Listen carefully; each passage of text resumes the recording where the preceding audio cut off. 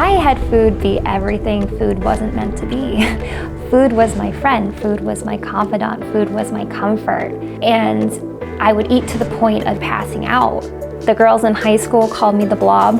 They would see me and say, "The blob's coming, run for your lives."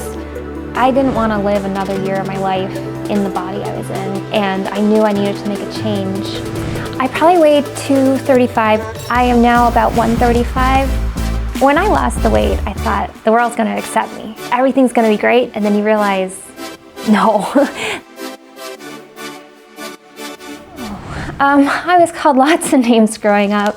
The girls in high school called me the blob.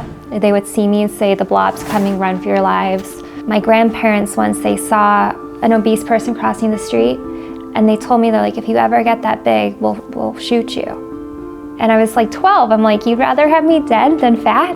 It really made me feel like I was never good enough, that there was something wrong with me, that I didn't deserve what everybody else had in terms of happiness, a life, or enjoying things, because you're not worth it. I probably weighed 235 was my known weight when I was heaviest, but I was probably much heavier than that, judging by pictures, but I was scared of the scale, so I just ignored it for a few years.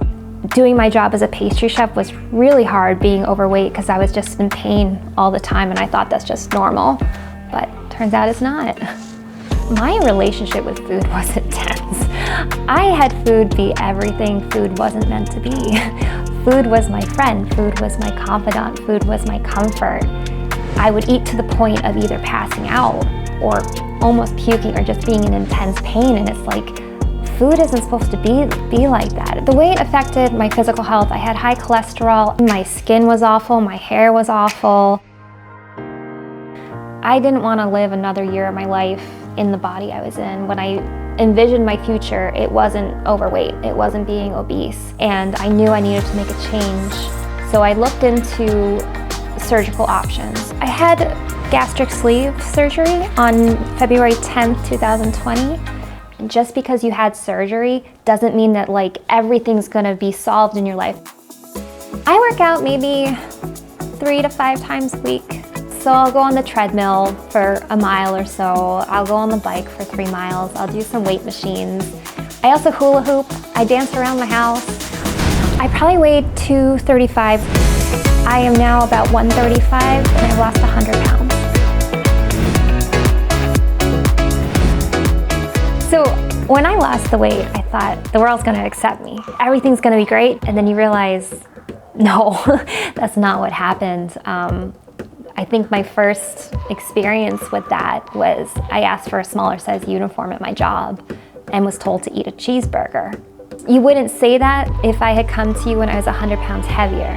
You wouldn't tell me to go on a diet. When I was first skinny shamed, like having the comment of eat a cheeseburger, it really struck me, because I'm like, you can't win. You can't win in life, but you can win with yourself. There are some negative comments that do get to me, but at the same time, I'm like, Katie, you're beautiful. You got what you wanted. This is the body, this is the life you dreamt of. I hold on to that, and I just see what I used to be and remember how I felt in that body, in that life.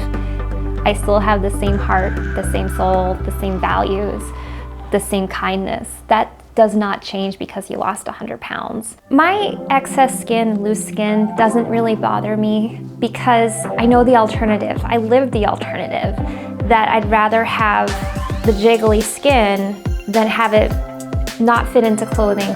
And one day I probably will get it removed. That's just not in my time frame right now.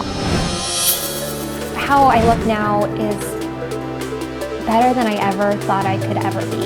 It's like you dream of like what your dream body is, and I never thought this was possible for me. The weight loss has changed my life because it's given me back a life. It's given me a future and new opportunities that I never thought would be possible.